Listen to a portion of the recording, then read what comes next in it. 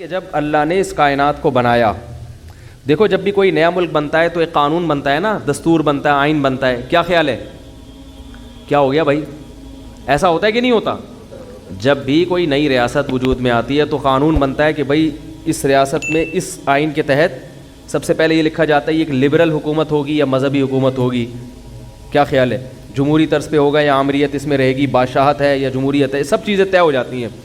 تو نبی صلی اللہ علیہ وسلم نے ارشاد فرمایا کہ اول ما خلق اللہ القلم، جب اللہ نے اس کائنات کو بنایا نا تو کائنات بنانے کے بعد اب اس کے لیے آئین لکھنا تھا، اللہ نے آئین تیار کرنا تھا نا، ایک لا کہ کیا کس اصول کے تحت اس کائنات کو میں چلاؤں گا. تو لکھنے کے لیے سب سے پہلے کیا چاہیے؟ قلم. یہ ہمیں سمجھانے کے لیے مثالیں دی گئی ہیں. تو اول ما خلق اللہ القلم، اللہ نے سب سے پہلی چیز کیا بنائی؟ قلم. اب یہ دستور، اب اللہ کو الیکشن کرانے کی ضرورت نہیں ہے، سینٹ سے منظور کرانے کی ضرورت نہیں ہے، خود ہی اللہ نے اپنے لیے آئین بنایا جس آئین کا اللہ پابند ہوگا. عجیب دیکھو، یعنی اللہ دستور لکھ رہے ہیں کس کے لیے؟ اپنے آپ کو پابند کرنے کے لیے. خود اللہ اپنے آپ کو پابند کرنے کے میں ان اصولوں کا پابند رہوں گا. یہ تعبیرات ہیں. فرمایا سب سے پہلی چیز جو اللہ نے اس قلم سے لکھی ہے، سب سے پہلی چیز بنائی قلم، اور اس سے کیا لکھا؟ سب سے پہلا لفظ جو اللہ نے لکھا ہے سبقت رحمتی علی غضبی، کہ میری رحمت میرے غصے پر غالب رہے گی. میری رحمت میرے غصے پر، یعنی اصول قیامت تک کے لیے اللہ نے ہمیشہ کے لیے بنا دی. کیا مطلب؟ رحمت کی کوئی ریزن نہیں ہوگی. بات آ رہی ہے سمجھ میں؟ غالب کا مطلب یہی ہے نا بھائی، غصے کے موقع پہ غصہ آئے گا، سب کو آتا ہے، اللہ کو بھی غضب آئے گا غضب کے موقع پہ، لیکن رحمت غالب رہے گا. کیا مطلب؟ رحمت کسی ریزن کی محتاج، یعنی کسی پہ ترس کھاؤں گا، رحم کروں گا، اس کا کوئی سبب، یعنی ضروری نہیں کہ کسی نے کچھ اچھا کیا ہو تو میں اس پہ رحم کروں، ویسے ہی رحم کروں گا. اور غضب پر رحمت غالب کا مطلب بعض دفعہ ایسا بھی ہوگا کہ ایک پہلو اس کا تقاضا کرتا ہے کہ اس پہ رحم کیا جائے، اور ایک پہلو سے دیکھا جائے تو اس پہ یہ غضب کا مستحق ہے، تو رحمت والے پہلو کو ایسے موقع پہ کیا کر دوں گا؟ بولو بھائی، غالب. رحمت والے پہلو کو کیا کر دوں گا؟ غالب. تو یہ نہیں کہا کہ میرے اندر غضب ہی نہیں ہے، غضب کبھی پھر تو جہنم ہی نہ بناتا اللہ تعالیٰ، نافرمانوں کو کبھی سزا دیتا ہی نہیں. کیا مطلب؟ رحمت کے آثار زیادہ مرتب ہوں گے، معاف کرنے کا عنصر زیادہ رہے گا، سزا دینے کا عنصر ختم نہیں ہوگا، کم ہوگا. تبھی دیکھو قرآن میں آتا ہے وَيَعْفُو عَنْ كَثِيرٍ، فرمایا بہت ساری مصیبتیں تمہاری بدعمالیوں کی وجہ سے آتی ہیں، لیکن ساتھ ساتھ یہ بھی بتا دیا وَيَعْفُو عَنْ كَثِيرٍ، ساری بدعمالیوں کی سزا میں نہیں دیتا، بہت ساری خطائیں کیا کرتا ہوں؟ معاف کرتا ہوں. یعفو مٹا دیتا ہوں. ہمیں تو بہت تھوڑی غلطیوں کی سزا مل رہی ہوتی ہے، اس پہ ہم اتنا چیخ رہے ہوتے ہیں، سب غلطیوں کی ملنا شروع ہو جائے تو کسی قابل ہی نہ رہیں. زیادہ تر کیا کر رہا ہوں؟ معاف، اور وہ بھی بغیر وجہ کے. اور اگر معافی کی وجہ ہو، یعنی غلطی کر کے توبہ کر لی، پھر یہ اللہ نے اپنے اوپر لکھ دیا ہے کہ توبہ کرنے والے کو کیا کروں گا. آئین میں کیا لکھا ہے اللہ نے؟ جو توبہ کرے گا تو اپنے اوپر معافی کو کیا کر لیا اللہ نے؟ واجب. توبہ کو واجب کر لیا. 99 سال تک کوئی گناہوں میں مبتلا رہے، 99 سال میں اس کافر کو خیال آیا آج میں توبہ کر کے اسلام کی طرف آتا ہوں، آج میں گناہوں سے توبہ کرتا ہوں، تو اس کے آنے میں تو دیر ہو سکتی ہے، اللہ کے معاف کرنے میں دیر نہیں ہو سکتی. کیسے عجیب الفاظ ہیں حدیث کے. یا عبادی لو بلغت ذنوبک عنان السماء ثم استغفرونی لغفرت لکم ولا ابالی. یہ لا ابالی کے الفاظ بڑے عجیب ہیں. نبی نے فرمایا کہ اللہ تعالیٰ کہتے ہیں کہ اے میرے بندو، اگر تم گناہ کر کر کے زمین اور آسمان کے خلا کو پر کر دو، بھر دیا تم نے گناہوں سے، اب سچے دل سے توبہ کر رہے ہو، اے اللہ اب سے اپنی زندگی کیا کر رہا ہوں میں. توبہ کا مطلب یہ نہیں استغفار کی تسبیح ہو، یا اللہ اب جو کچھ ہو چکا معاف کر دے، آئندہ نہیں کروں گا.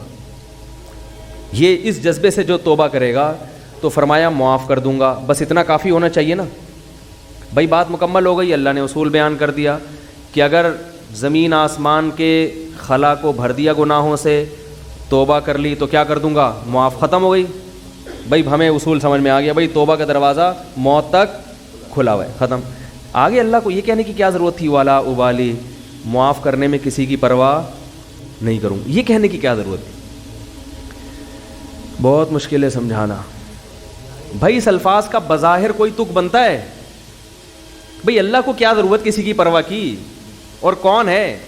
اصل بات یہ کہ ممکن ہے بہت سے نیک لوگوں کو اعتراض ہو کہ اللہ ہم 20 سال سے شروع سے ہم نیک ہیں, یہ کمبخت 90 سال تک عیاشی کرتا رہا ہے, اب آ رہا ہے, اب یہ بھی جنت میں, ہم بھی جنت میں, یہ کیا بات ہو بھائی؟ ممکن ہے فرشتوں کو اعتراض ہو, اے اللہ یہ کیا, یہ تو 2 لفظ توبہ کے تو ہر آدمی بول سکتا ہے بڑے آرام سے بیٹھے بیٹھے ہیں بھائی. مثال کے طور پر ابھی جو کیسز چل رہے ہیں مختلف ہمارے سیاستدانوں پہ, اگر وہ کہتے ہیں ہم معافی مانگتے ہیں قوم کے سامنے, قوم چھوڑے گی؟ بولے یار بھائی اتنے پیسے کھا گئے ہیں, قوم یہی بولے گی نا بھائی یہ کیا مسئلہ ہے, ایسے کیسے معاف کر دیں؟ کیا خیال ہے بھائی؟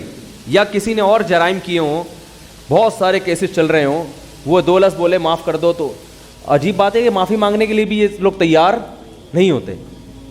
تو لیکن اللہ کیا کہہ رہے ہیں کہ زمین اور آسمان کے خلا کو بھر دیا ہو گناہ, تھک گیا ہو گناہ کر کر کے, اور پھر مجھ سے معافی مانگے. معافی کا وہ مطلب جو میں بیان کر رہا ہوں, آئندہ نہیں کروں گا, بس اب میری زندگی بولو بھائی چینج, ختم, اب میں چینج ہو رہا ہوں.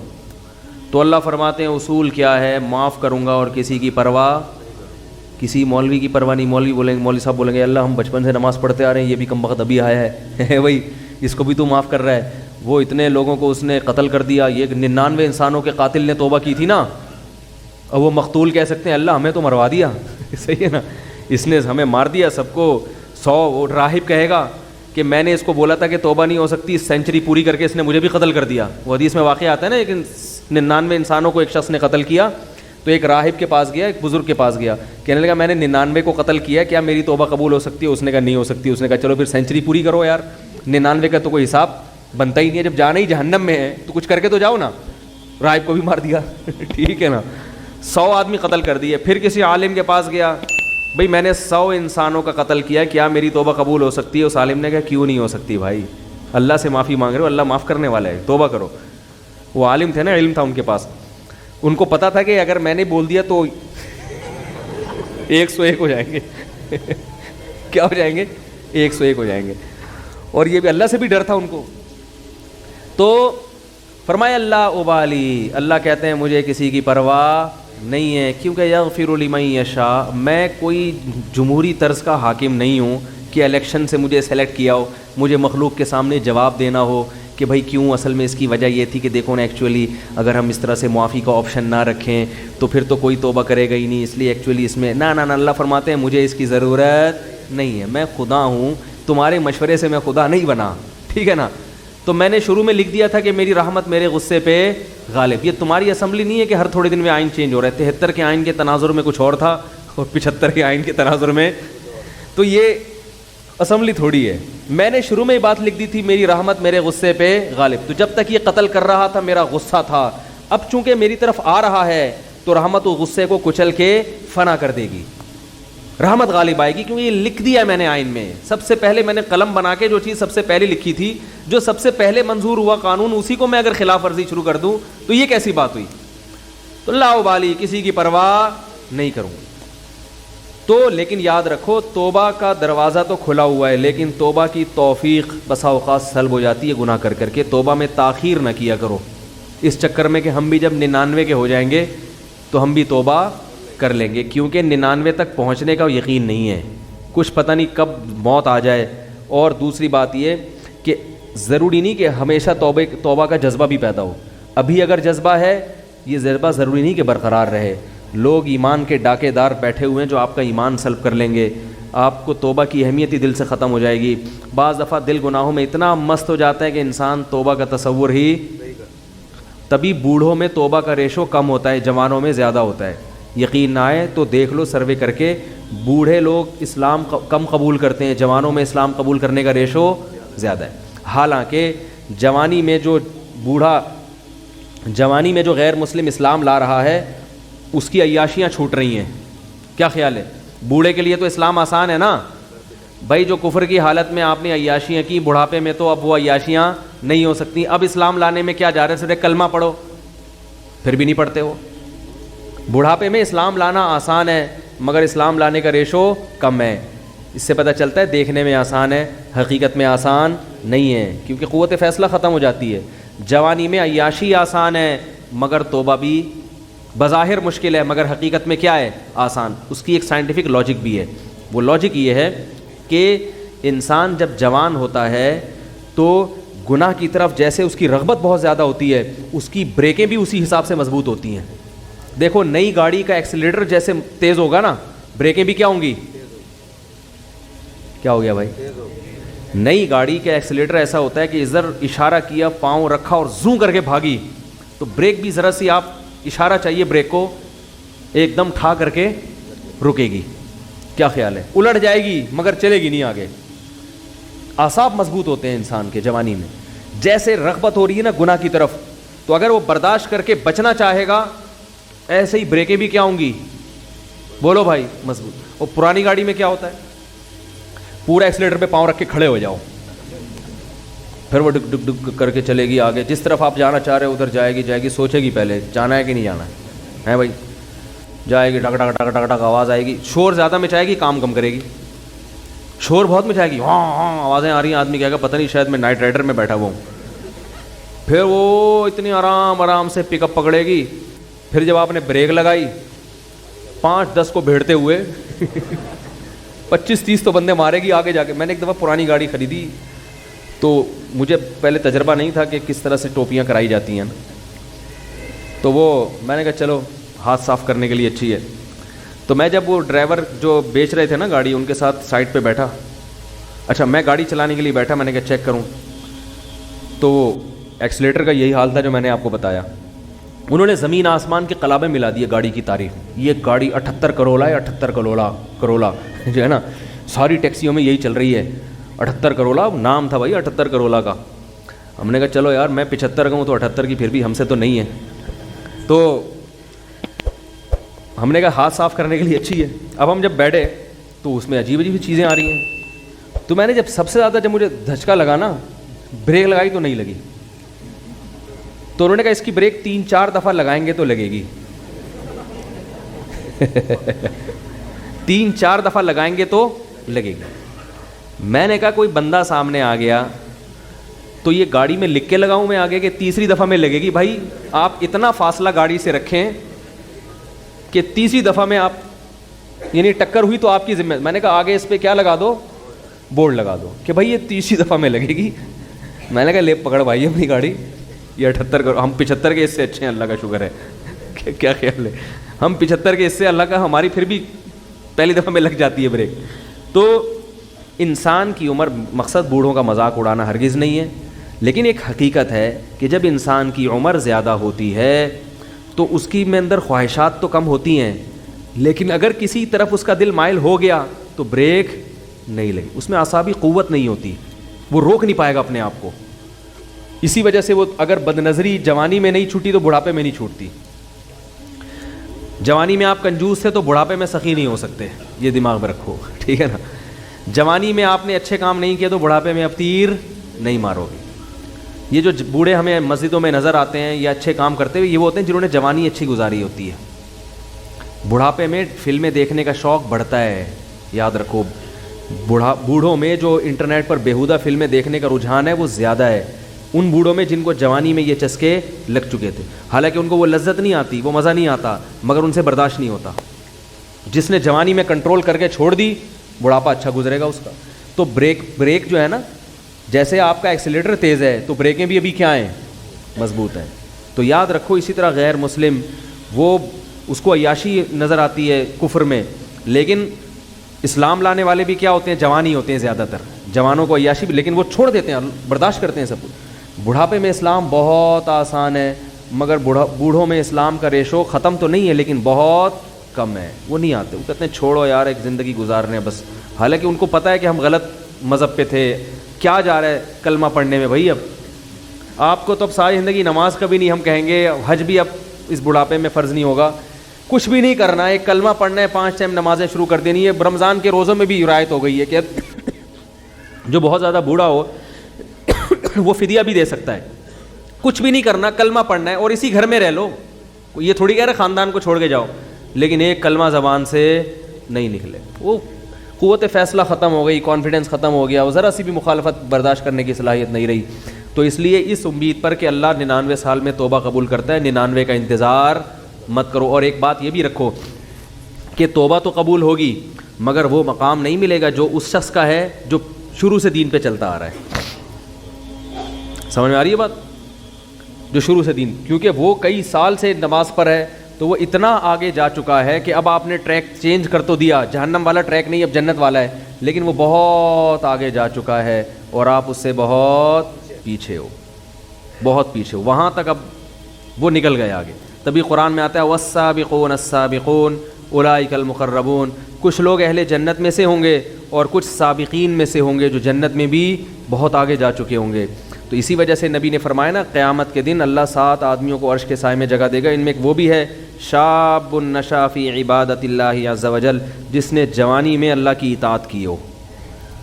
تو توبہ تو سب کی قبول ہے, 99 سال میں بھی جاؤ گے جنت میں, جہنم میں نہیں جاؤ گے, لیکن درجات میں بہت زیادہ بولو بھائی فرق ہوگا. اس لیے میں نے اکثر دیندار دیکھے ہیں, ایک ہم بچپن کی بات کر رہا ہوں کہ 25-26 سال کی عمر میں ہمارے, میں تو چھوٹا تھا اس وقت, وہ ان کی عمر 25 سال تھی, انہوں نے توبہ کی, دین پر آ گئے, اب تک قائم ہے الحمدللہ. ان کو افسوس ہوتا تھا کہ میں نے جو 10 سال کی عمر ضائع کی اس کی کسی طرح تلافی ہو جائے. صرف 10 سال ان کے ضائع ہوئے تھے, 15 سے لے کے 25 بالغ ہو جاتا ہے انسان 15 میں. اس 10 سال پہ ان کو کیا ہوتی تھی؟ ندامت. تو یہ سچی توبہ کی علامت ہوتی ہے کہ انسان کو پچھلے پر ندامت ہو کہ یار وہ ٹائم بھی نکل گیا ہاتھ سے, کہاں تک پہنچ چکے ہوتے. میں نے کہا یہ سچی توبہ کی علامت ہے. میں نے کہا اس کی تلافی اب یہ ہو سکتی ہے کہ جو 10 سال ایک نارمل آدمی جتنی عبادت کرتا ہے آپ اگلے 10 میں اس سے ڈبل کر لو. کیا خیال ہے بھائی؟ یہی ہو سکتا ہے. جیسے گلوکار نے توبہ کی تھی نا, واقعہ میں اکثر سناتا ہوں, زندگی گانوں میں گزاری. تو ہمارے حضرت کے پاس آئے تھے, ان کا انتقال ہو گیا, تو انہوں نے حضرت سے کہا کہ میں نے زندگی گانوں میں گزاری, گانے گاتا رہا میں, اچھی آواز تھی میری, تو اب مجھے خیال ہوا کہ توبہ تو اللہ نے قبول کر لی, اب جنت کے ٹریک پر تو انشاءاللہ چل پڑے, لیکن پچھلی کی تلافی بھی ہونی چاہیے. تو میں نے 10-15 سال ضائع کیے, تو اب ان کے ذہن میں یہی آیا کہ یہ اچھی آواز میں تلاوت میں لگاؤں اب. کیا خیال ہے؟ تو اس طرح کے جو لوگ تلافی کرتے ہیں, اولئک یبدل اللہ سیئاتہم حسنات, قرآن کہتے ہیں اللہ ان کی گناہوں کو نیکیوں میں تبدیل کر دیتے, تو ان کی تلافی ہوتی ہے, یہ بھی اسی مقام تک پہنچ جاتے ہیں. تو پھر کچھ ایسا کرنا پڑتا ہے, نہیں تو چلو جنت میں مل گئی بڑی بات ہے یار, 99 سال میں اتنی بدماشی اللہ معاف کر دے, وہ درجات نہ ملے, جنت چھوٹا سا کھانچا بھی مل گیا جنت کا, اور کیا, ایک آدھ حور بھی مل گئی. کیا خیال ہے؟ ایک آدھ حور بھی مل گئی تو بھی سستا سودا نہیں ہے, بہت اچھا سودا ہے یہ. تو اللہ تعالیٰ ہم سب کو اپنی رحمت کا مستحق بنائے. یہ جو بات تھی ادھوری رہ گئی ہے کہ جب اللہ رحمت ہے اس میں اتنی, تو ہمیں ڈراتا کیوں ہے؟ تو اصل میں اللہ اپنے آپ سے نہیں ڈراتا, اپنی نافرمانی سے ڈراتا ہے کہ جو اتنا رحیم ہے, اتنا کریم ہے, وہ معاف کرے گا کرے گا کرے گا, لیکن ہر چیز کی ایک لمٹ ہوتی ہے. اس لمٹ سے آگے کراس کرو گے تو پھر اس کا غضب جوش, کیونکہ غضب ختم نہیں ہوا ہے اس میں, اس لیے اللہ ڈرا رہا ہے کہ اللہ کی نافرمانی سے ڈرو. یخشون ربہم بالغیب, جو اپنے رب سے بغیر دیکھے ڈرتے ہیں. کیا مطلب؟ رب کی نافرمانی سے ڈرتے ہیں, گناہ سے ڈرتے ہیں. تو ہمیں رب سے محبت کرنے کا حکم ہے, ڈرنا ہے رب کی نافرمانی سے. سمجھے؟ یعنی اللہ نافرمانی پہ سزا دیتا ہے, تو رب سے تو محبت کی جاتی ہے, اللہ کے قرب حاصل کیا جاتا ہے, تبھی اہل اللہ کو نمازوں میں مزہ آتا ہے, کیونکہ وہ اللہ سے قریب ہو جاتے ہیں نا نماز میں, تلاوت میں مزہ آتا ہے ان کو. تو ہمیں اللہ سے محبت کا حکم ہے, لیکن ڈرنا وہاں ہے جہاں اللہ کی نافرمانی ہو رہی ہے. اللہ تعالیٰ سے دعا ہے اللہ تعالیٰ سمجھنے کی, عمل کی توفیق عطا فرمائے. جلدی جلدی سوالات ہیں, نمٹا دوں میں. ہمارے خاندان میں بہت بڑا مسئلہ ہے. بھائی میرا اسٹائل اسی طرح سوال پڑھنے کا, میں اسٹائل چینج نہیں کر سکتا. لوگ کہتے ہیں پتہ نہیں کون سے اسٹائل سے سوال پڑھتے ہو. چاچا اور ماموں کے یہاں کوئی مسئلہ ہو جائے تو میری والدہ کہتی ہیں رات کو, والدہ کہہ رہی ہیں کہ اپنی بیوی کو چھوڑ دو, ان کے گھر میں ان کے خلاف ہو گئی, والدہ نے مجھ سے کہا, اور میں شاید پھر والدہ کہتے ہیں تم کو اپنا حق نہیں, آپ مجھ سے پتہ نہیں یار کیا کر. بھائی اماں اگر کہہ رہی ہیں بیوی کو چھوڑ دو تو کسی کے سامنے پورے حالات رکھیں کہ کیوں چھوڑ دو, کیا بیوی میں کیا ٹیکنیکل فالٹ کیا ہے, سمجھ رہے ہو نا. اماں کو بولیں اماں اگر ہماری بہن کسی کے گھر میں جائے اور آپ کی بیٹی کی ساس کہے آپ کے داماد کو کہ بیٹی کو چھوڑ دو, تو آپ یہ کہیں گی کہ اماں ابا کے حقوق پر بیان کریں گی, آپ بولیں گے کیوں چھوڑ دو. تو دوسروں کے لیے جو پسند کرتے ہو وہی چھوڑنا چھاڑنا آسان نہیں ہے, اس کے بہت زیادہ نقصانات ہوتے ہیں. طلاق تو ایک انتہائی آخری آپشن ہے کہ جب خودکشی کی نوبت آ رہی ہو, ڈپریشن کے مریض بن رہے ہوں, ایسی صورت میں ہے طلاق. تو ورنہ اگر زیادہ نہیں بن رہی تو الگ رکھنا چاہیے بیوی کو ماں سے. ایک واقعہ ہے کہ صحابی قیصر بادشاہ کے پاس گئے تھے تو اس سے 3 تصاویر نکال کر دکھائیں. پوچھا تھا کہ کس کی تصویر ہے؟ صحابی نے فرمایا تھا کہ ان میں ایک آپ صلی اللہ علیہ وسلم کی, حضرت عمر کی, حضرت ابوبکر کی. میرے علم میں ایسا واقعہ کوئی نہیں ہے. تصویر تو صحابہ نہیں استعمال کرتے تھے. کیا نماز میں قرآن سے دیکھ کر تلاوت کرنا ٹھیک ہے؟ نہیں, صحیح نہیں ہے. جنت میں جو بھی مر جائے گا شادی شدہ, اسے اس کی بیوی ملے گی حوروں کی سردار. کنواروں کو کیا ملے گا؟ کنواری لڑکی کو اللہ کسی سے نکاح کرا دیں گے. اللہ کے ہاں آدمیوں کی کمی, جنت میں بھی کافی لوگ جائیں گے. وہ 4 آدمی کے علاوہ بھی لوگ جائیں گے. صحیح ہے نا, بہت سے لوگ جائیں گے جنت میں. تو قرآن کہتا ہے ثلۃ من الاولین و ثلۃ من الآخرین. بہت سے لوگ پچھلے لوگوں میں سے, صحابہ تابعین میں سے ہوں گے, اور بہت سے آخرین میں سے بھی ہوں گے. تو بہت سے لوگ جنت میں جائیں گے انشاءاللہ. ابھی اچھے لوگ مارکیٹ میں شارٹ تو ہوئے, ختم نہیں ہوئے. صحیح ہے نا. تو جو یوٹیوب پہ جس قسم کے فرقہ وارانہ کلپ آ رہے ہیں, اس سے تو لگتا ہے 4 آدمی کے سوا سب مشرک ہیں, سب کافر ہیں, سب گمراہ ہیں, کسی کی سب ہی ایسے ہی ہیں. تو قرآن سے پتہ چلتا ہے کہ ہاں جو سابقین ہیں نا, جو اعلیٰ جنتوں میں, وہ قرآن کہہ رہا ہے ثلۃ من الاولین. بہت سے پچھلوں میں, صحابہ تابعین میں تو بہت ہوں گے, لیکن آخری زمانے میں آنے والے لوگ ان میں بہت تھوڑے ہوں گے. جو سابقین میں بہت آگے بڑھنے کی کوشش کرتے ہیں وہ شارٹ ہوں گے. شارٹ تو وہ بھی ہیں لیکن وہ بہت زیادہ شارٹ ہوں گے. اگر کوئی عشاء پڑھ کے بڑے بغیر سو جائے, پھر آدھی رات کو آنکھ کھلے, تو عشاء کے بعد بغیر دوبارہ سوئے تہجد پڑھ سکتے ہیں؟ عشاء پڑھے بغیر سونا مکروہ ہے, بری بات ہے. اور آدھی رات تک عشاء کو مؤخر کرنا, آدھی رات کے بعد, یہ بھی مکروہ ہے. اس لیے عشاء آدھی رات سے بہرحال, بلکہ 1/3 رات تک عشاء لازمی پڑھ لیا کریں. اور تہجد عشاء کے بعد ہی ہوتی ہے, عشاء سے پہلے نہیں ہوتی. تہجد کے لیے سونا ضروری نہیں ہے, سوئے بغیر بھی ہو سکتی ہے, مگر سنت طریقہ یہ ہے کہ پہلے نیند کی جائے پھر تہجد پڑھی جائے. سمجھ رہے ہیں کہ نہیں؟ سنت طریقہ ہے. بغیر سوئے تہجد ہو تو جائے گی, مگر وہ ثواب نہیں ملے گا جو سونے کے بعد اٹھنے پر ہے. میزان بینک میں نوکری کے سلسلے میں عرض فرما دیں, جائز ہے یا ناجائز ہے؟ گھر والوں اور دوست احباب کو کس طرح مطمئن کیا جائے اسلامی بینکنگ کی طرح؟ بھائی جائز ہے. مطمئن کرنے کے لیے 1 سال کا پورا کورس کریں, جو ہم نے پورا میزان بینک میں ریسرچ کی ہے, تحقیق کی ہے. اگر ممکن ہو تو آپ اپنے واسطے میری جاب کروا دیں. بھائی میں اس قسم کے تعلقات نہیں رکھتا. مجھے بڑے بڑے لوگ ہیں جو اپنا کارڈ دیتے ہیں, میں یہ ہوں, میں آرمی میں فلاں ہوں, میں جج ہوں, میں یوں, میں کارڈ رکھتا ہوں جیب میں ان کی عزت کے لیے, پھر گھر میں ایک ڈسٹ بن ہے اس میں لا کے ڈال دیتا ہوں. سمجھ والی بات. البتہ جن لوگوں کا ایجوکیشن سے تعلق ہے ان کے میں نمبر اس لیے سیو کر لیتا ہوں کہ پھر مجھے ان سے بعض چیزوں میں ریسرچ میں سمجھ میں آ رہی ہے بات, مدد ملتی. ورنہ مجھے جتنے بھی آفیسر ٹائپ کے لوگ ہیں, میرا ان سے کوئی لین دین نہیں, نہ میں ان سے کوئی کام نکلواتا ہوں, کیونکہ مجھے لوگ بہت کہتے ہیں. اب تو یہاں تک وہ ایک آفیسر آئے, وہ کہیں ان کو نکال دیا تھا جاب سے, آرمی سے, تو وہ مجھے کہہ رہے ہیں کہ آپ کے آرمی میں تعلقات ہیں, آپ مجھے دوبارہ. میں نے کہا اتنے تعلقات, لوگ دیکھتے ہیں کسی بریگیڈ کے ساتھ بیٹھے ہوئے کھانا کھا رہے ہو, سمجھتے ہیں کہ آپس میں بہت اچھے دیرینہ تعلقات ہیں. ایسا نہیں ہے. ماں طلاق یافتہ, ان کے پاس کافی پیسے ہیں, پر وہ اپنے بھائی پر کافی زور دے رہی ہیں کہ میرے بچوں کے عقیقہ کریں, اور بھائی کے پاس اپنے پیسے نہیں ہیں. اس بارے میں بھائی عقیقہ فرض واجب نہیں ہے, مستحب عمل ہے. پیسے نہیں ہیں تو نہ کریں. سمجھ رہے ہیں؟ بچہ پیدا ہونے پہ اتنے خرچے ہو رہے ہیں آج کل, تو عقیقے کے اگر پیسے نہیں ہیں تو کیا خیال ہے بھائی؟ نہیں کریں. اور اگر پیسے ہیں تو ویسے تو افضل ہے کہ لڑکے کے 2 بکرے, لڑکی کا 1 بکرا. کیونکہ بعض ائمہ کے نزدیک, خاص طور پر امام ابو حنیفہ رحمہ اللہ تعالیٰ کے نزدیک, عقیقہ جو ہے یہ قربانی, جب بقرعید کی قربانی سے پہلے کا ہے. جب بقرعید کی قربانی واجب ہوئی تھی تو امام ابو حنیفہ کی رائے ہے کہ عقیقہ منسوخ ہو گیا تھا, اور صاحبین کی رائے ہے کہ منسوخ نہیں ہوا. تو اس لیے احناف کے پاس دونوں قول ملتے ہیں اس میں. امام حنیفہ کی رائے میں عقیقہ یہ بقرعید کی قربانی سے پہلے ہے, لیکن صاحبین کے نزدیک اور جمہور کے نزدیک نہیں, بقرعید کے بعد بھی ہے. تو اس لیے کرنا چاہیں تو بھی ٹھیک ہے, نہیں کرنا چاہیں, اور خاص طور پہ قرضے لے کے کرنا, پیسے ہیں نہیں, یہ پھر مناسب نہیں. اگر اللہ نے کھلا کھاتا دیا ہے ٹھیک ہے, بیٹے کی خوشی میں 2 بکرے, اور بیٹی میں بکرے نہیں ہوتے 2 دمبے بھی کر سکتے ہو. لوگ بکرا ہی ضروری سمجھتے ہیں, گائے بھی کر سکتے ہو. کیا خیال ہے بھائی؟ ایک چھوٹے سا بچڑا لے آؤ, کٹا نہیں ہوتا, بھینس کے کٹے بڑے ٹائٹ ہوتے ہیں, تو وہ ایک کٹا لے آؤ، 7 حصے ہو جائیں گے اس میں. اچھا عقیقے میں جانور کا 2 دانت کا ہونا بھی ضروری نہیں ہے، سمجھ رہے ہیں؟ عقیقے کی وہ شرطیں نہیں ہیں جو قربانی کے جانور کی شرطیں ہیں. ارے کھیرا جانور بھی چلے گا عقیقے میں، کھیرا جانور بھی لیکن ایک بات کا خیال کرو کہ بالکل دودھ پیتا بچہ اس کو ماں سے جدا کرنا جائز نہیں ہے. یہ لوگ ظلم کرتے ہیں کہ بکری سے اس کا بچہ چھین کے الگ کر دیا، یا 2 بچے ہیں پھر تو چلو ایک کاٹ دیا آپ نے، ایک تو رہتا ہے وہ دوسرے کو یاد نہیں کرتی وہ، لیکن دونوں چھین لیے، جانور بہت سخت عذاب میں آتا ہے. اور بھینس تو اپنے بچوں سے ایسے محبت کر دی ایسے عشق ہو. یہ گوالے بڑا ظلم کرتے ہیں، بھینس کے بچے اس سے چھین لیتے ہیں اور جا کے کاٹ کے کھلا دیتے ہیں.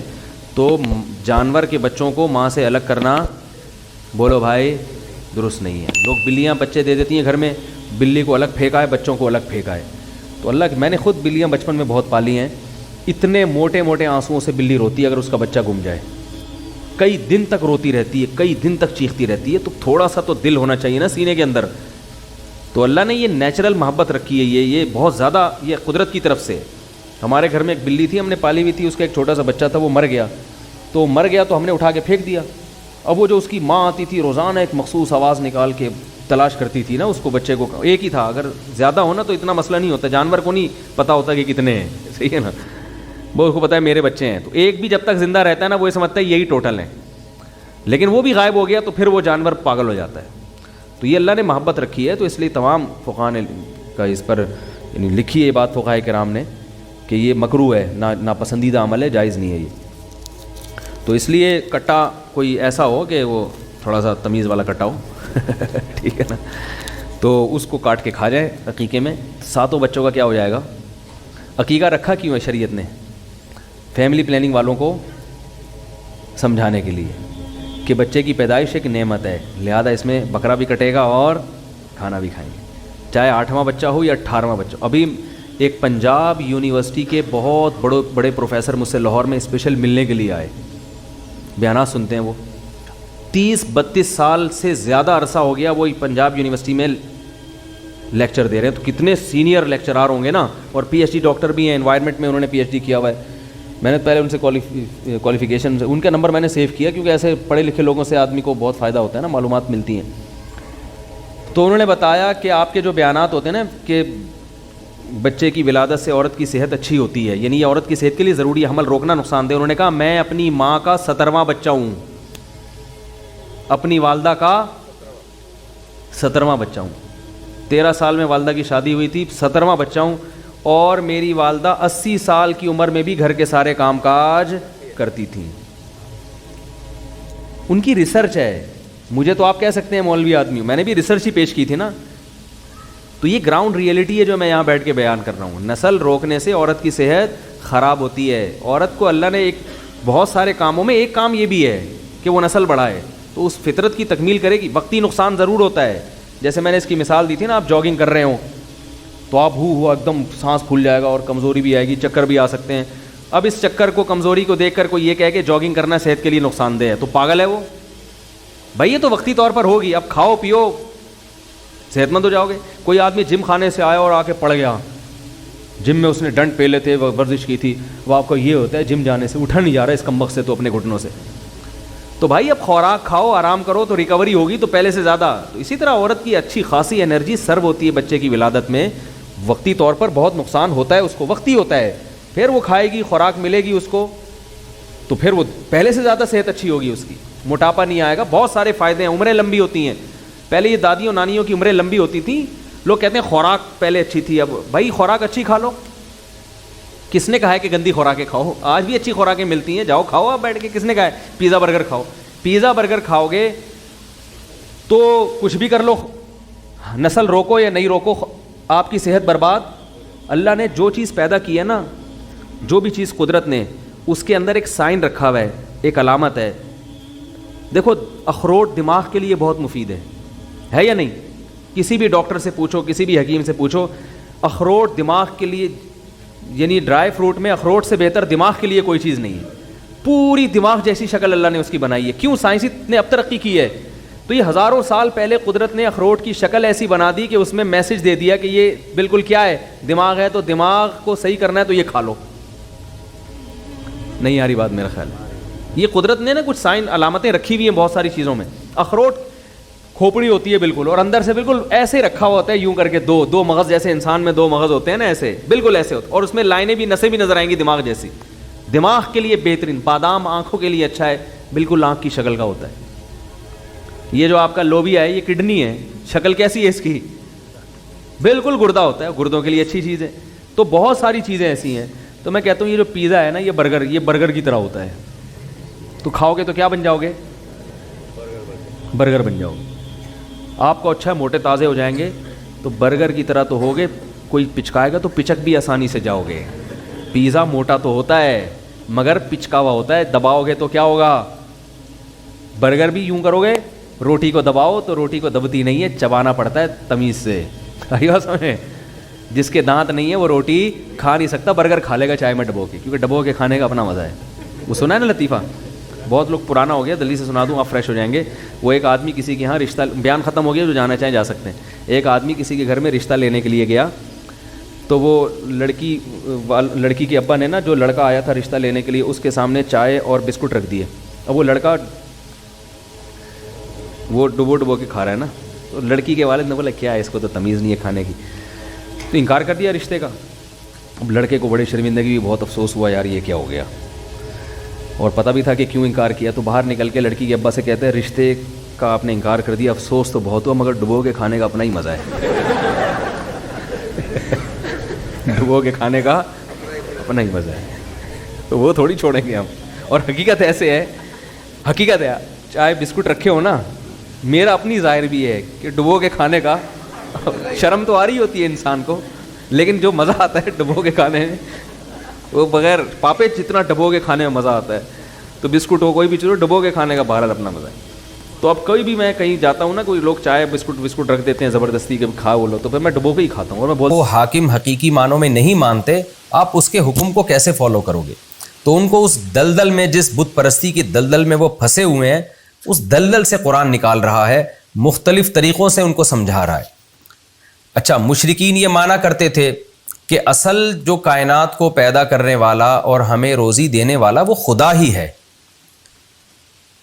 لیکن خدا نے ان بتوں کو بھی اختیارات دے رکھے ہیں, یہ بھی اللہ کے نیک بندے ہیں جن کی ہم نے مورتیاں بنائی ہوئی ہیں.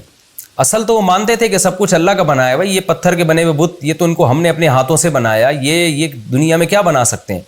تو قرآن نے نا اسی بات کو, جس کو وہ مانتے تھے, ان کی زبان سے بار بار ریپیٹ کروایا ہے. جیسے ہم کہہ رہے ہوتے ہیں نا کہ جب آپ کا کسی سے مناظرہ ہو رہا ہوتا ہے یا آپ کی کسی سے بحث ہو رہی ہوتی ہے, تو کچھ باتیں ایسی ہوتی ہیں جو آپ کا مد مقابل بھی مانتا ہے, لیکن ماننے کے بعد پھر وہ اس میں گڑبڑ کرنا شروع کر دیتا ہے. تو سامنے والے کو قائل کرنے کے لیے کیا ہوتا ہے کہ آپ وہی بات اس کی زبان سے بار بار اگلواتے ہیں. جب اگلواتے ہیں تو اس کے دل میں ایک خود بخود ایک فکر پیدا ہوتی ہے کہ یار جب میں اتنی بڑی حقیقت مانتا ہوں تو اس کا تقاضا یہ ہے کہ میں وہ بات بھی مانوں جو سامنے والا کہہ رہا ہے. تو قرآن یہاں بھی یہ کہہ رہا ہے کہ مشرکین سے بار بار کہلوا رہا ہے کہ بتاؤ بارشیں کون برساتا ہے, آسمان اور زمین سے روزی کون دیتا ہے. تو اللہ نے اپنے نبی کو حکم دیا, یہ بات بار بار مشرکین سے کہیں گے نا, وہ بار بار کہیں گے اللہ کرتا ہے, اللہ کرتا ہے, اللہ کرتا ہے. تو جب بار بار ان کی زبان سے یہ لفظ نکلے گا اللہ کرتا ہے, تو پھر نبی کو حکم دیا بتاؤ کہ پھر پوچھتے ان کو کیوں ان پتھروں کو. تو یہ بھی ایک حق کو دل میں اتارنے کا ایک بہترین طریقہ ہے کہ آپ سامنے والے سے بار بار وہ بات اگلوائیں جو ہمارے اور اس کے درمیان متفق ہے, جس میں ہم دونوں کا اتفاق ہے. اس کی مثال ایسے ہے جیسے قرآن نے اہل کتاب کو کہا کہ تعالوا الی کلمۃ سواء بیننا وبینکم, اے اہل کتاب آؤ ایسی بات کی طرف جو ہمارے تمہارے درمیان مشترک ہے. تمہاری کتابوں میں وہی بات لکھی ہے جو ہماری کتابوں میں لکھی ہے, تو ان اتفاقی چیزوں پہ آؤ ذرا مضبوطی سے. وہ کیا ہے؟ اللہ نعبد الا اللہ, تمہاری کتابیں کہتی ہیں کہ اللہ کے سوا کسی کی عبادت نہیں ہوگی, ہم اللہ کے ساتھ کسی کو شریک نہیں کریں گے. تو جب اہل کتاب یہ بات سنیں گے نا تو ان کو ایک موٹیویشن ملے گی کہ یار جب بار بار اللہ ہی کی عبادت کرنی ہے تو پھر عیسیٰ سے مدد مانگنے کا کیا مطلب ہوا؟ پھر یہ ہم نے کیا ڈرامہ رچایا ہوا ہے کہ وہ اللہ کی باڈی سے نکلے اور معاذ اللہ پھر وہ اللہ بھی ہیں اور اللہ کے علاوہ بھی ہیں. تو یہ خود بخود ان کو اس کی برائی ان کے دل میں بیٹھے گی. تو قرآن صرف دلائل کی کتاب نہیں ہے, موٹیویشن کی بھی کتاب ہے. تو اس لیے اللہ تعالیٰ نے جگہ جگہ یہ طرز اختیار کیا کہ مشرکین کی زبان سے اللہ کی بڑائی نکلوائی جائے. جب وہ اللہ کی بڑائی بیان کریں گے تو خود بخود ان بتوں کی برائی ان کے دل میں آئے گی. تو قرآن کہتا ہے قل اے نبی ان سے کہہ دیجئے من یرزقکم من السماء والارض، کون ہے جو آسمان سے تمہیں روزی دیتا ہے بارشیں برسا کے، والارض اور زمین سے روزی دیتا ہے. امن یملک السمع، کون ہے جو سماعت کا مالک ہے، جب چاہے تمہاری کانوں کے سننے کی طاقت ختم کر دے. والابصار، اور کون ہے جو تمہارے دیکھنے کی طاقت کا مالک ہے، اس کو یہ کنٹرول ہے کہ جب چاہے تمہیں تمہاری دیکھنے کی قوت کو ختم کر دے. ومن یخرج الحی، کون ہے جو صاحب کمالات ہے، جو زندہ کو مردہ سے نکالتا ہے. جیسے انڈا ایک مردہ چیز ہے، تھوڑے دنوں میں کیسے اس میں ہارٹ بیٹ پیدا ہوتی ہے، روح پڑ جاتی ہے اور چوزا نکل آتا ہے.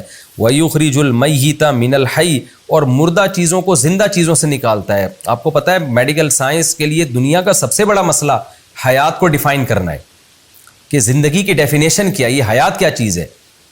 تو اللہ نے موت اور حیات کو پیدا کر دیا، کتنا بڑا کمال ہے خدا کا. وَمَن يُدَبِّرُ الْأَمْرَ، اور کون ہے جو معاملات کی تدبیریں کر رہا ہے. کیونکہ اس کائنات میں آپ کو ایک مینجمنٹ نظر آئے گی، تو مینجمنٹ مینیجر کے بغیر نہیں ہوتی. مینجمنٹ کو ہم عربی میں تدبیر کہتے ہیں، اردو میں انتظام کہتے ہیں، کہ انتظام ہے. تبھی کہتے ہیں نا علاقے کا ناظم ہے، منتظم ہے. کیا مطلب؟ جو نظم و ضبط اور پورا ایک اس نے جو ہے وہ ایک سسٹم بنایا ہوا ہے. تو اسی کو عربی میں تدبیر کہا جاتا ہے. وَمَن يُدَبِّرُ الْأَمْرَ، اور کون ہے جو معاملات کی تدبیر کر رہا ہے. پوری کائنات میں ایک مینجمنٹ اس نے باقی رکھی ہوئی ہے. تو جب اے نبی آپ ان سے سوال پوچھیں گے فَسَيَقُولُونَ اللَّهُ، فوراً یہ کہہ دیں گے، عن قریب کہہ دیں گے اللہ. اگرچہ ان کو یہ کہتے ہوئے تکلیف ہو رہی ہوتی ہے کہ ہم اللہ کی کبریائی بیان کریں، کیونکہ ان کو پتہ ہے کہ ہم جب اللہ کی بڑائی بیان کریں گے تو ان جو بت ہیں نا ہمارے، جو جھوٹے معبود ہیں، ان کی برائی آٹومیٹیکلی بیان ہو جائے گی کہ یہ تو کچھ بھی نہیں کر سکتے. لیکن اس کے باوجود قرآن کہتا ہے فوراً یہ پکار اٹھیں گے کہ بھائی وہ تو اللہ ہے. یعنی اس میں تو کوئی دو رائے ہو ہی نہیں سکتی. کیونکہ مشرکین میں اتنی عقل تھی، وہ یہ مانتے تھے کہ جن بتوں کو ہم نے اپنے ہاتھوں سے بنایا ہے، انہوں نے کہاں آسمان سے یہ کمبخت بارش برساتے ہیں، کہاں یہ پورے کائنات کو چلا رہے ہیں. یہ ان کے دل کی آواز تھی جو سوال پوچھنے پر فوراً ان کی زبان پہ آ جاتا تھا یہ جملہ. فقل، تو اے نبی فوراً آپ نے کیا کہنا ہے، افلا تتقون، تو پھر تم ڈرتے نہیں ہو خدا سے، بچتے نہیں ہو اس کی نافرمانی سے. تو جس نے یہ سارے کام کیے ہیں تو اصل تو وہ ہے جس کو پوجا جائے، جس کی عبادت کی جائے. فذالکم اللہ، کیا بلاغت ہے قرآن کی. پس ذالکم اللہ، یہ ہے اللہ. یعنی نبی سے کہا جا رہا ہے آپ ان سے کہیں کہ اللہ گویا ہاتھ کا اشارہ کر کے کہہ رہے کہ جو یہ سارے کام کرتا ہے نا، آسمان سے بارشیں برسا رہا ہے، زمین سے طرح طرح کی نباتات پیدا کر رہا ہے، اور ہر چیز کا مالک ہے، مردے کو زندہ سے، زندہ کو مردے سے نکال رہا ہے، اور پوری کائنات میں ایک مینجمنٹ کو برقرار رکھا ہوا ہے، جس کی یہ صفات ہیں. ذالکم اللہ، یہی تو اللہ ہے.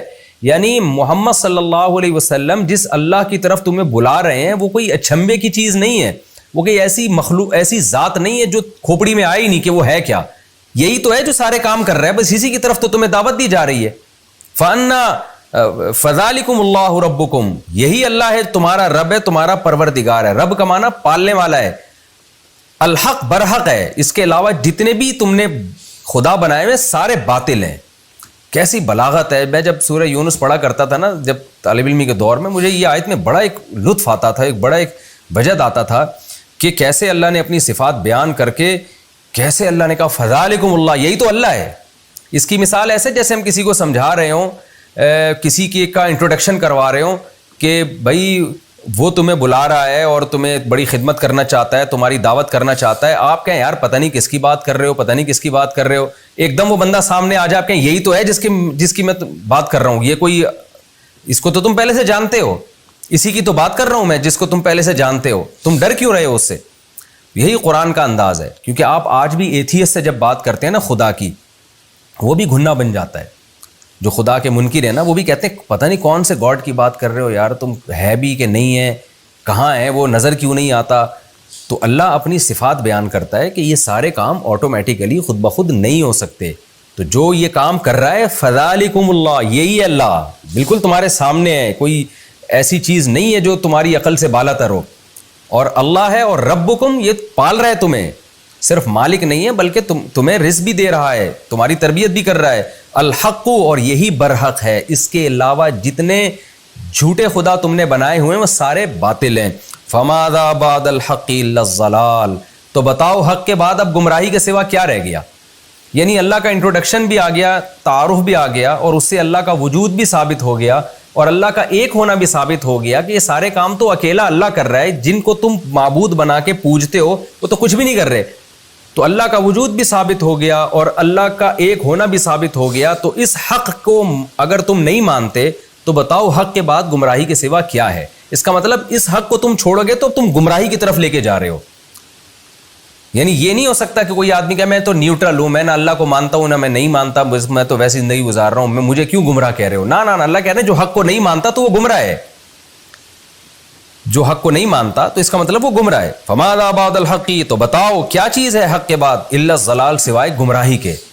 تو اب جو براڈ مائنڈڈ بننے والے لوگ ہیں نا, جو لبرل بنتے ہیں کہ جی ہم کسی ایک طرف نہیں جاتے, نہ ہم خدا کے وجود کو مانتے ہیں نہ انکار کرتے ہیں, اور ہم تو یعنی اعتدال والی رائے اختیار کرتے ہیں. تو اللہ کہتے ہیں نہ, ایک چیز کا حق ہونا ثابت ہو جائے نا تو اس پہ ڈٹ جاؤ. چاہے لوگ تمہیں فنڈامنٹلسٹ کہیں, لوگ تمہیں دقیانوس کہیں, لوگ تمہیں بنیاد پرست کہیں, کچھ بھی کہیں, کیونکہ اگر اس حق کو تم نہیں مانتے تو پھر بیچ کا کوئی دوسرا راستہ نہیں ہے. حق کے علاوہ سب کچھ گمراہ ہے. تو اس کے علاوہ کوئی رائے رکھو گے تو وہ گمراہی والی رائے کہلائے گی. تم پھر معتدل نہیں کہلاؤ گے بلکہ تم گمراہ کہلاؤ گے. فماذا بعد الحق الا الضلال, تو بتاؤ حق کے بعد کیا رہ گیا ہے سوائے گمراہی کے. فانا تصرفون, تو تم کہاں پھرائے جا رہے ہو, تم اس حق کو چھوڑ کے کون ہے جو تمہیں کہیں اور لے کے جا رہا ہے. دیکھیں یہ بھی پیسو وائس کا جملہ استعمال کیا, یہ نہیں کہا کہ فانا تصرفون, تم کہاں پھر رہے ہو, بلکہ تم کہاں پھرائے جا رہے ہو. کیا مطلب, کون سی طاقت ہے جو تمہیں حق سے ہٹا کر کہیں اور لے کے جا رہی ہے. اس میں بھی بلاغت ہے. بلاغت یہ کہ انسان کا ضمیر, اس کی عقل تو کہتی ہے کہ حق یہی ہے, لیکن کوئی غیر مرئی طاقتیں ہیں جو انسان کو ہٹا رہی ہوتی ہیں وہاں سے. وہ شیطان بھی ہو سکتا ہے, وہ آپ کا کلچر بھی ہو سکتا ہے, وہ آپ کے ملکی قوانین بھی ہو سکتے ہیں, وہ آپ کا انوائرمنٹ, اور بہت ساری اور چیزیں ہیں جو انسان کو, آپ کی خواہشات بھی ہو سکتی ہیں, وہ ساری چیزیں آپ کو ہٹا رہی ہوتی ہیں, کھینچ رہی ہوتی ہیں دوسری طرف. تو اللہ کہتے ہیں کہ آپ کو کہاں پھرایا جا رہا ہے, کہاں گھمایا جا رہا ہے, یعنی کوئی اور گھما رہا ہے آپ کو. سوچو کوئی اور گمراہ کر رہا ہے, گویا آپ تو گمراہ نہیں ہونا چاہتے لیکن ایسا لگتا ہے کوئی طاقت ہے جو آپ کو سیدھے راستے سے ہٹا رہی ہے. اس کے بارے میں غور کرو. كذلك حقت كلمۃ ربك على الذين فسقوا, اسی طرح جو فاسق لوگ ہیں, حدود کو کراس کرتے ہیں. حدود کا کیا مطلب, عقل کی بھی ایک حد ہے, ضمیر کی بھی ایک حد ہے, لیکن وہ تمام حدود کو کراس کر کے گمراہی کی طرف جو لوگ جاتے ہیں تو ان لوگوں پر اسی طرح رب کا کلمہ ثابت ہو جاتا ہے. وہ کلمہ کیا ہے کہ لا یؤمنون, یہ لوگ ایمان نہیں لے کر آئیں گے. یہ کلمہ ان پر ثابت ہو جاتا ہے, اللہ کا کلمہ, کہ یہ ہٹ دھرم لوگ سب کچھ مان کے بھی کہ اس کائنات کو چلانے والا اللہ, پیدا کرنے والا اللہ, اس کے بعد بھی وہ گمراہی کا راستہ اختیار کرتے ہیں. تو دیکھو اس طرح سے اللہ کی بات ان پر ثابت ہو جاتی ہے. لیکن کن پر, جو حدود کو کراس کرتے ہیں. قل هل من شرکائکم من یبدأ الخلق ثم یعید, اے نبی ان سے کہہ دیجئے, مزید سوال پوچھیں کہ تمہارے جو معبود ہیں ان میں کوئی ایسا ہے جو مخلوق کو پہلی مرتبہ جس نے پیدا کیا ہو, ثم یعیدہ, پھر اس کو دوبارہ بھی پیدا کرے میدان حشر میں. تو فرسٹ ٹائم بھی نہ کسی نے پیدا کیا اور دوبارہ پیدا کرنا تو سوال ہی پیدا نہیں ہوتا. قل اللہ, آپ ان سے کہہ دیجیے اللہ ہی ہے, یبدأ الخلق, جو مخلوق کو پہلی دفعہ پیدا کرتا ہے, ثم یعیدہ, پھر دوبارہ بھی پیدا کرے گا. اچھا یہاں آپ ایک بلاغت کا نقطہ دیکھیں. جب پہلے سوالات کیے گئے تھے کہ جو کون ہے جو آسمان سے روزی برساتا ہے, کون ہے جو زندہ کو مردہ سے نکالتا ہے, تو قرآن نے کہا فوراً یہ کہیں گے فَسَيَقُولُونَ اللَّهُ, اللہ یہ کام کرتا ہے. لیکن یہاں پر کیا ہے, جب ان سے سوال پوچھا گیا کون ہے جس نے مخلوق کو پہلی دفعہ پیدا کیا اور دوبارہ بھی پیدا کرے گا, اب یہاں قرآن نے یہ نہیں کہا کہ فَسَيَقُولُونَ اللَّهُ, یہ فوراً کہیں گے اللہ. وجہ اس کی یہ تھی کہ دوبارہ پیدا کرنے کے یہ قائل نہیں تھے بہت سارے مشرکین. وہ کہتے تھے پہلی دفعہ تو اللہ نے پیدا کیا, دوبارہ نہیں کرے گا. تو اس لیے اللہ نے اپنی بات بھی آگے بڑھا دی کہ صرف فرسٹ ٹائم نہیں ہے, دوبارہ بھی میں پیدا کروں گا. تو اس لیے اللہ نے کہا کہ اے نبی آپ خود ان کو بتا دیں. اب یہاں یہ جواب نہیں دیں گے, اب آپ ان کو بتا دیں کہ جیسے فرسٹ ٹائم خدا نے پیدا کیا ہے, دوبارہ بھی اللہ ہی پیدا کرے گا.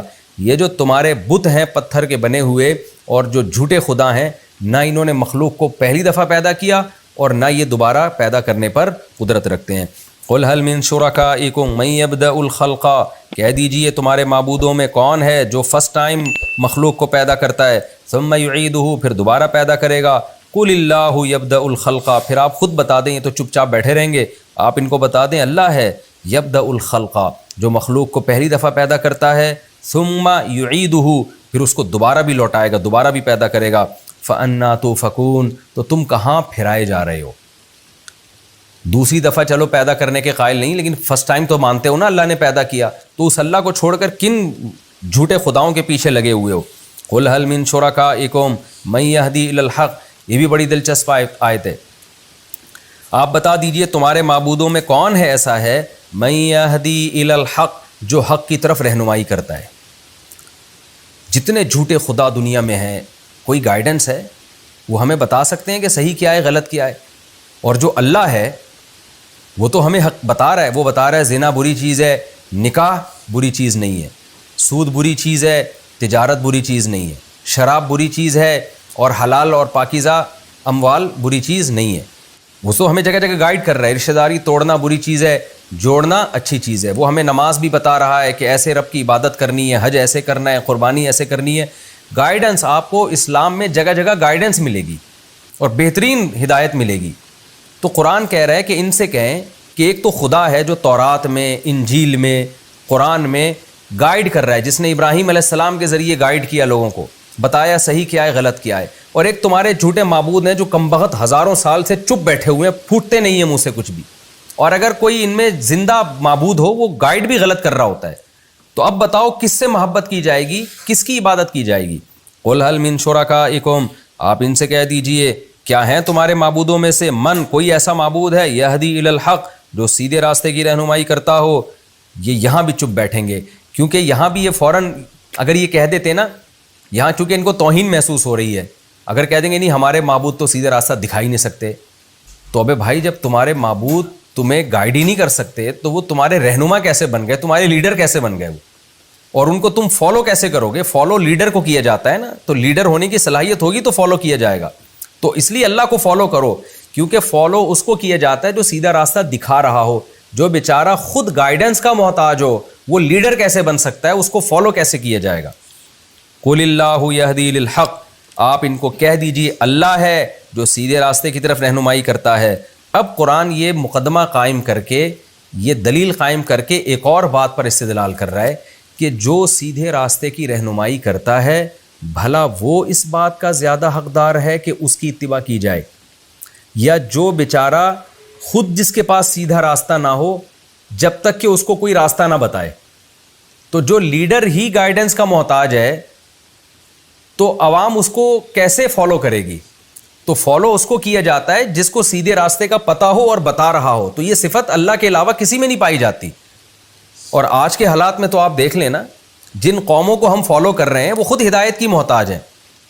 کیسے کیسے قوانین وہ اپنے ملکوں میں پاس کر رہے ہیں، شراب کو انہوں نے لیگل کیا ہوا ہے، زنا کو لیگل کیا ہوا ہے، یہ تو خود ہدایت کی محتاج ہیں، اور آج ہم نے ان کو لیڈر بنایا ہوا ہے۔ یہ آیت ان لوگوں کے لیے بھی ہے جو اسلام کو چھوڑ کر، خدا کو چھوڑ کر کسی اور قوم کو اپنا لیڈر سمجھتے ہیں اور اس کو فالو کرتے ہیں اور اس کی اتباع میں عزت محسوس کرتے ہیں۔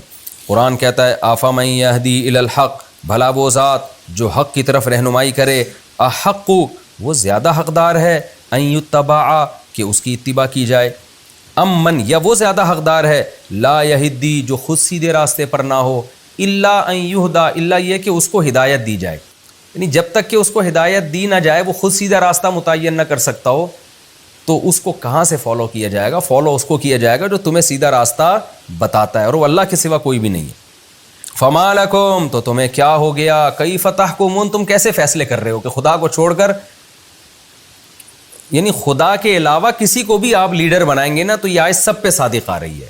تو اس لیے قرآن کا یہ دعویٰ ہے کہ فالو صرف اللہ کو کیا جائے گا۔ خوب سمجھ لیں، محمد صلی اللہ علیہ وسلم کو جو فالو کیا جاتا ہے نا، آپ کی ذات کی وجہ سے نہیں، بلکہ اس لیے کہ آپ اللہ کا قانون لوگوں کو بتا رہے ہیں، ورنہ نبی صلی اللہ علیہ وسلم کی شخصیت بھی مقصود نہیں ہے۔ یہ بھی قرآن میں جگہ جگہ مضمون پہلے آ چکا ہے، کیونکہ آپ نے بار بار یہ بات کہی ہے قرآن میں کہ اے نبی آپ ان کو بتا دیجئے کہ میں بھی اس قانون کا پابند ہوں جو مجھ پر لازم ہو رہا ہے، مجھ پر نازل ہو رہا ہے، اگر میں اس کو فالو نہیں کروں گا تو مجھے بھی اللہ کے عذاب کا ڈر ہے۔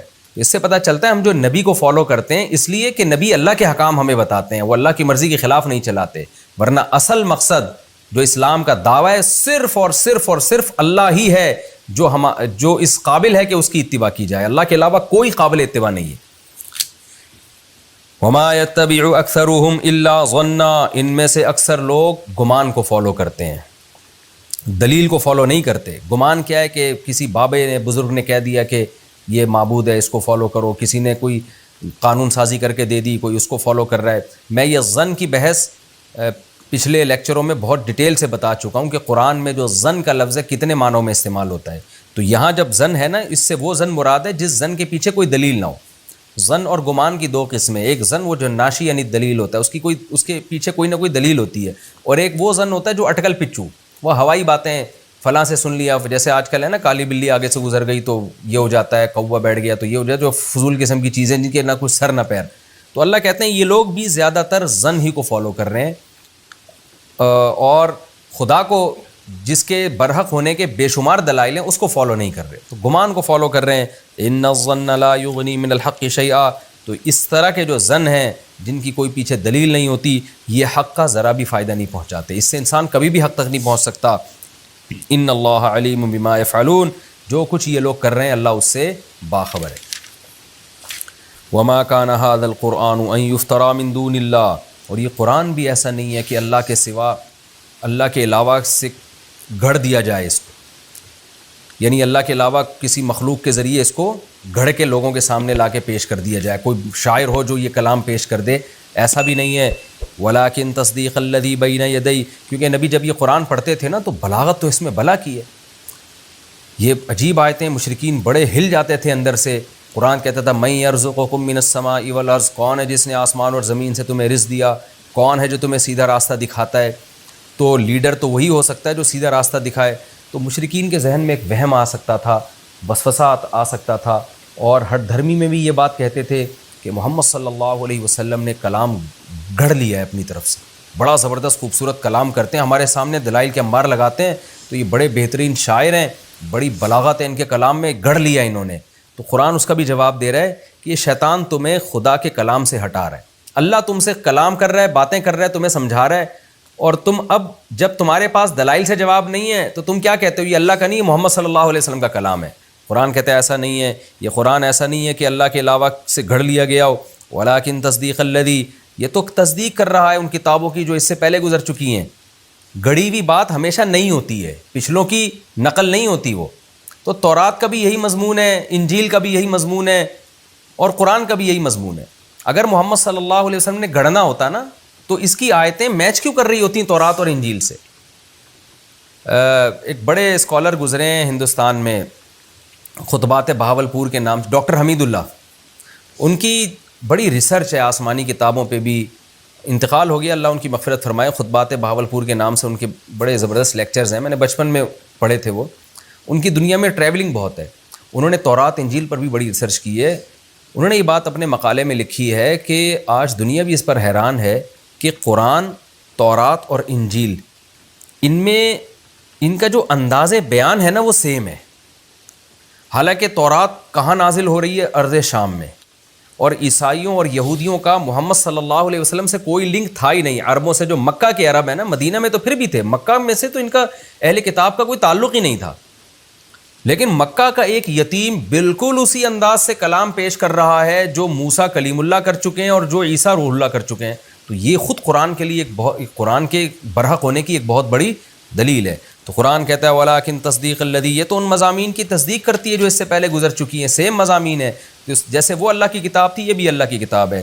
وتفصیل الکتاب، اور اس میں ضروری احکام ہم نے تفصیل سے بیان کر دیے ہیں۔ لا ریب فیہ، اس کے اللہ کی طرف سے ہونے میں کوئی شک نہیں ہے۔ من رب العالمین، رب العالمین کی طرف سے ہے۔ ام یقولون افترا، کیا یہ لوگ کہتے ہیں کہ اللہ نبی نے یہ کلام گھڑ لیا ہے؟ قل فاتوا بسورۃ مثلہ، اے نبی ان سے کہہ دیجئے تم بھی اس جیسی کوئی صورت بنا کے لے آؤ۔ گھڑنے پر تو کوئی تم پہ پابندی نہیں ہے نا، تم بھی ایسا کلام بنا کے لے آؤ، لوگ متاثر ہوں گے، تم بھی جھوٹی نبوت کا دعویٰ کر دو۔ وادعوا من استطعتم، اور تمہارا تو دعویٰ ہے محمد صلی اللہ علیہ وسلم نے اکیلے بنا لیا ہے، ہم تمہیں چیلنج کر رہے ہیں کہ تم سارے شعراء کو اکٹھا کر لو، سارے خطیبوں کو جمع کر لو، اللہ کے علاوہ جو تمہیں ملتی ہے مخلوق لے آؤ، ان کنتم صادقین، اگر تم اپنے دعوے میں سچے ہو۔ آگے قرآن کہتا ہے بل کذبوا، اصل بات یہ ہے کہ قرآن کے بارے میں یہ نہیں کہ ان کو دلائل سے لگاؤ کہ یہ جھوٹا کلام ہے، نا نا نا نا، اصل بات یہ ہے یہ ایسی چیز کا انکار کر رہے ہیں لم یحیطوا بعلمہ، کہ ان کے علم میں اس کا احاطہ ہی نہیں کیا ہے، انہوں نے اس کے بارے میں تحقیق ہی نہیں کی، غور و فکر ہی نہیں کیا ہے، گمان سے بس انکار کر رہے ہیں۔ اور دوسری وجہ یہ لما یاتہم تاویلہ، انہوں نے اس انکار کا انجام بھی نہیں دیکھا، وہ آیا ہی نہیں، ان کو سزا ملی نہیں اب تک، اس لیے جب لاؤبالی پن میں انکار کرتے چلے جا رہے ہیں تو اللہ اب ان کو دھمکی دے رہا ہے کہ اے مشرکین عرب، اے مشرکین مکہ، تم قرآن کا انکار مت کرو، کیوں؟ کذالک کذب الذین من قبلہم، ان سے پہلے لوگوں نے بھی انکار کیا تھا، فانظر کیف کان عاقبۃ الظالمین، دیکھو ظالمین کا انجام پھر کیسا ہوا، تو تمہارا بھی پھر وہی انجام ہو سکتا ہے۔ تو دلائل سے تو اللہ بات کر رہے ہیں، اللہ تعالیٰ دھمکیاں بھی دے رہے ہیں ساتھ ساتھ کہ یہ ہلکی بات نہیں ہے کہ جس کا دل چاہے ایمان لے آئے، جس کا دل چاہے رد کر دے، نا نا نا، تمہیں غور و فکر کر کے ایمان لانا پڑے گا۔ پھر نبی کو تسلی دی جا رہی ہے، کیونکہ نبی صلی اللہ علیہ وسلم بہت پریشان ہوتے تھے، سب ایمان کیوں نہیں لے کر آتے، اتنی واضح آیات ہیں۔ اللہ نے فرمایا وَمِنْهُمْ مَن يُؤْمِنُ بِهِ، کچھ ان میں سے ایسے ہیں جو ایمان لائیں گے اور لاتے ہیں، وَمِنْهُمْ مَن لَا يُؤْمِنُ بِهِ، اور کچھ ایسے ہیں جو نہیں لے کر آئیں گے۔ تو آپ نے اپنا کام جاری رکھنا ہے، یہ لالچ نہیں رکھنی کہ سارے مسلمان ہو جائیں، یہ ممکن نہیں ہے۔ وَرَبُّكَ أَعْلَمُ بِالْمُفْسِدِينَ، جو مفسد لوگ ہیں، جو ایمان نہیں لے کر آئیں گے، اللہ ان کو خوب جانتا ہے، خود ہی نمٹ لے گا ان سے۔ یہ ہمارا جناب رکوع نمبر 4 اور 9 تفسیر کے لحاظ سے کمپلیٹ ہوا۔ میں انشاءاللہ اس کا مختصر خلاصہ پیش کر دیتا ہوں۔ پہلی آیت میں ہمیں اللہ نے بتایا کہ اللہ کی صفات ہیں، آسمان سے رزق برساتا ہے۔ دیکھیں قرآن کا جو دلائل کا انداز ہے وہ منطقیانہ نہیں ہے، وہ نیچرل ہے۔ تو نیچرل یہی ہے کہ قرآن اس کائنات میں ہونے والے تغیرات کو بیان کرتا ہے کہ یہ خود بخود کیسے ممکن ہے، یہ آٹومیٹیکلی نہیں ہو سکتے، یہ سب کچھ اللہ کر رہا ہے۔ تو مشرکین کی زبان سے نکلوایا جا رہا ہے اللہ کا تعارف، اور پھر نفی کی جا رہی ہے کہ جب اللہ کر رہا ہے تو پھر ان معبودوں کو تم کیوں پوجتے ہو۔ تو پہلا مضمون تو اس کا توحید ہوا کہ سب کچھ کرنے والی ذات اللہ کی ہے، لہذا پکارا بھی اسی کو جائے گا اور عبادت بھی اسی کی جائے گی۔ دوسری بات ہمیں کیا پتہ چلی کہ پہلی مرتبہ اللہ نے پیدا کیا، مشرکین جو شرک کرتے تھے ان کی میں بھی اتنی کھوپڑی تھی کہ خود بخود کائنات پیدا نہیں ہو سکتی، تو وہ یہ مانتے تھے کہ فرسٹ ٹائم اللہ نے پیدا کیا، اختلاف اس میں کرتے تھے کہ دوبارہ پیدا ہوگا کہ نہیں، یہ ہوگی کہ نہیں ہوگی۔ تو آج کا جو ملحد ہے وہ بالکل ہی بے عقل ہے، وہ کہتے ہیں یہ کائنات خود خالق ہے، یعنی کائنات نے اپنے آپ کو خود پیدا کر لیا، یہ تو پاگلوں والی بات ہے بالکل۔ اچھا یہ بھی خوب سمجھ لیں، جو ملحد کہتے ہیں نا کوئی خدا نہیں ہے، یہ بھی جھوٹ بولتے ہیں۔ جو یہ کہتے ہیں نا خدا نہیں ہے، وہ اس کائنات ہی کو کریٹر مان رہا ہے، یعنی اس مادی چیز جو کچھ ہونے میں کسی طاقت کی محتاج ہے، اس محتاج ہی کو کریٹر قرار دے دیا، تو کتنی بڑی بے عقلی کی بات ہے۔ تو اللہ نے ان آیتوں میں بتایا کہ فرسٹ ٹائم بھی وہ پیدا کرتا ہے، دوبارہ بھی وہی پیدا کرے گا۔ اور تیسری بات، ہم فالو کس کو کریں، اس کا بھی ان آیتوں میں اللہ نے جواب دیا کہ آفامن یہدی الی الحق احق ان یتبع اما لا یہدی الا ان یہدی۔ یہ آیت تو رٹا لگا کے یاد کر لیں، یہ آج مغربی کلچر پہ بہت صادق آتی ہے۔ مشرکین مکہ کسی کلچر کو فالو نہیں کرتے تھے، مشرکین مکہ اپنے ہی باپ دادا کے گڑے ہوئے مذہبی غلط نظریات کو فالو کرتے تھے۔ اس پہ قرآن نے یہ کہا کہ جو خود ہدایت کا محتاج ہو اس کو فالو کیا جائے گا، یا جو ہدایت دیتا ہو اس کو فالو کیا جائے گا۔ آج بھی یہ بات دنیا پہ صادق آتی ہے کہ دنیا میں مجھے بتاؤ قرآن کے علاوہ یا اللہ کے علاوہ جس نے قرآن میں آیتیں نازل کی، آپ کو ہدایت ملے گی کہاں؟ جو مغربی ممالک جو اپنے آپ کو اتنے بڑے فنٹر سمجھتے ہیں، دنیا کی ذہین ترین اور تہذیب یافتہ قومیں سمجھتی ہیں، وہ خود اپنے ہاتھوں سے بنائے ہوئے قوانین سے پریشان ہیں۔ ان کا سسٹم کیسا تباہ و برباد ہو رہا ہے وہاں پہ، کس کس قسم کے بیہودہ قوانین وہاں رائج ہو رہے ہیں۔ یعنی جو چیز ان کی قوم میں شامل ہو جائے نا، کلچر کا حصہ بن جائے، وہی قانون بن کے اسمبلیوں میں پاس ہو جاتی ہے۔ تو جو برائی معاشرے میں پھیل جائے گی وہ قانون بن کے پاس ہو جائے گی۔ تو اس سے تو پتہ چلتا ہے وہ تو خود گائیڈنس کے محتاج ہیں، اور ہماری جو ینگ جنریشن ہے وہ فالو ان کو کر رہی ہے۔ اس لیے میرے بھائی فالو صرف اللہ ہی کو کیا جائے گا، کیونکہ آپ قرآن کے الحم سے لے کے والناس تک اگر احکام دیکھیں تو آپ کو نیچر کے قریب نظر آئیں گے۔ قرآن صفائی کی تعلیم دے رہا ہے، وَثِيَابَكَ فَطَهِّرْ، اپنے کپڑوں کو پاک رکھیے۔ یا ایھا النبی کلوا من الطیبات واعملوا صالحا، کہ کھاؤ بھی پاکیزہ اور عمل بھی پاکیزہ ہو. تو ہر چیز میں پاکیزگی جھلک رہی ہے، اس میں طہارت جھلک رہی ہے. تو اس لیے یہ 2 اور 2 4 کی طرح ہے کہ یورپ کے پاس، اہل مغرب اقوام کے پاس، ان لوگوں کے پاس ہدایت نہیں ہے. تو اللہ کہہ رہا ہے بھلا جس کے پاس خود ہدایت نہ ہو وہ اس بات کے زیادہ لائق ہے کہ اس کو فالو کرو، یا جو خود لوگوں کو ہدایت دے رہے جیسے کہ اللہ. ظاہر ہے اللہ کے علاوہ ہمارے پاس کوئی نہیں ہے جس کو ہم فالو کریں. اب اللہ نے ہمیں بتایا کہ میرے احکام تمہیں نبی بتائیں گے، لہذا نبی جیسا کر رہے ہیں اور جیسا کہہ رہے ہیں اس کو فالو کرتے چلے جاؤ. تو ہم نبی کی اتباع جو کرتے ہیں اس لیے تاکہ ہم اللہ کی اتباع کر سکیں. اور وما یتبع اکثرهم الا ظنا، اس میں ہر باطل کی جو بیس ہے وہ یہی ہوتی ہے. اس کے تحت علماء نے لکھا ہے کہ آج کل جو لوگوں کے سیاسی تبصرے یا اوٹ پٹانگ تبصرے جن کی کوئی دلیل ہی نہیں ہوتی، ان کے پاس کوئی معلومات ہی نہیں ہوتی، اور بیٹھ کے آپ دیکھیں نا 4 آدمی جمع ہوں گے تو چاروں پھینکنا شروع کر دیتے ہیں، وہ یہ کر رہا ہے، وہ یوں کر رہا ہے، وہ غلط ہے، وہ صحیح ہے. کسی کے پاس کوئی اوتھینٹک بات نہیں ہوتی، کوئی دلیل نہیں ہوتی. تو یہ ہر باطل کے پیچھے یہی فلسفہ ہوتا ہے، بغیر تحقیق کے، بغیر دلیل کے بات کرنا. تو مشرکین عرب بھی اسی بیس پہ برباد ہوئے. اور پھر ان آیتوں میں